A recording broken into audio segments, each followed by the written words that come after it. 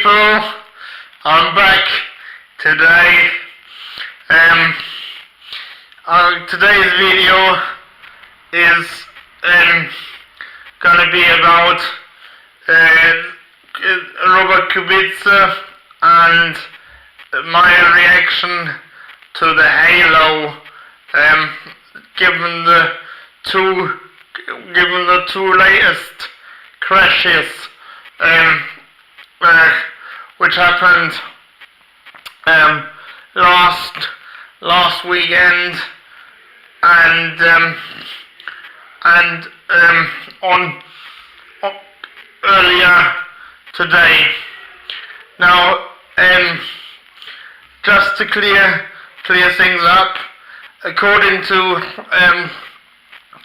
German media, motorsporttotal.com, if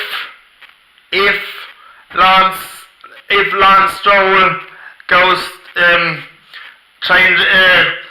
changes to Racing Point Force India for the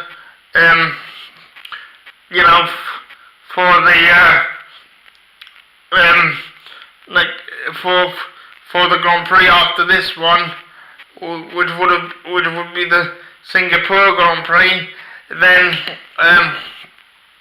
Robert Kubica would definitely be in the car because of the way his contract is written. Apparently, it says that Robert Kubica gets to drive the car if for some reason the race drivers, any of the race drivers, are not able to do so for whatever reason. So that means that Williams have got no option other than to put Robert into the car in Singapore.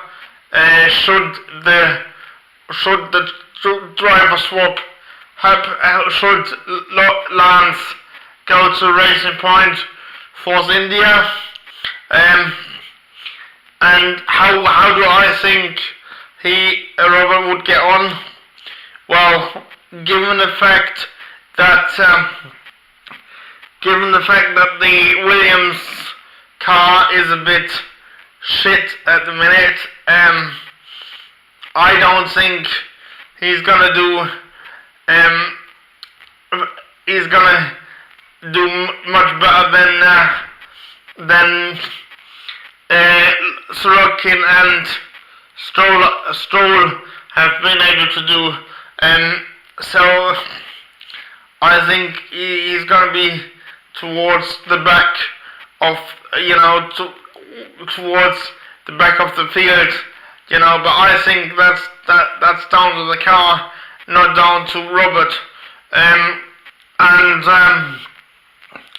Apparently this is again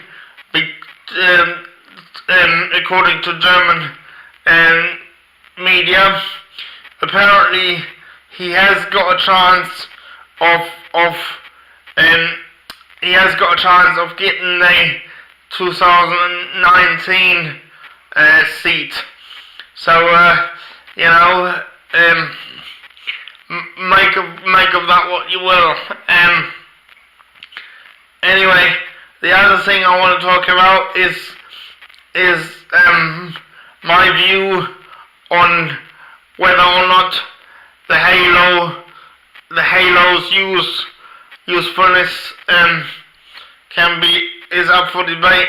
It should be up for debate anymore. But I think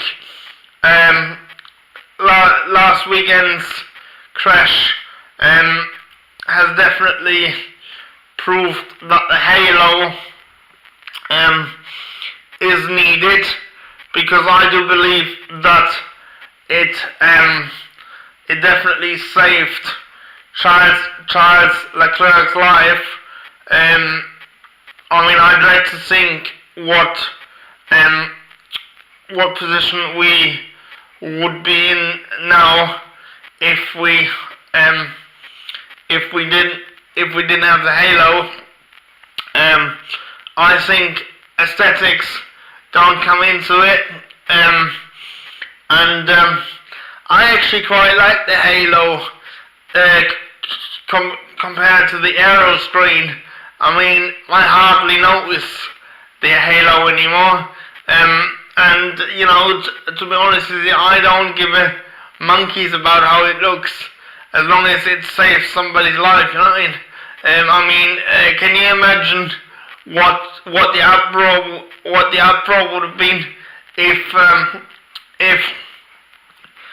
Charles would have ended up like Jules Bianchi in a coma, you know?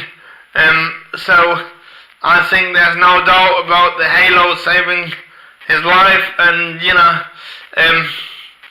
so I quite like it, and I also believe that it played a vital part in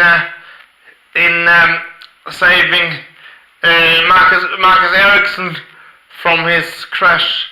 You know, he could have been a lot. That crash could have been a lot worse than what it actually was. You know, I haven't seen it on TV, but I've seen it on YouTube. You know, on the old free practice highlights that the F1 channel does, and I think that looked absolutely horrific. You know, that could have been, he could have been seriously injured. You know, and I think the halo saved his life there again. So for me, I'm definitely for the halo. Cheers for watching.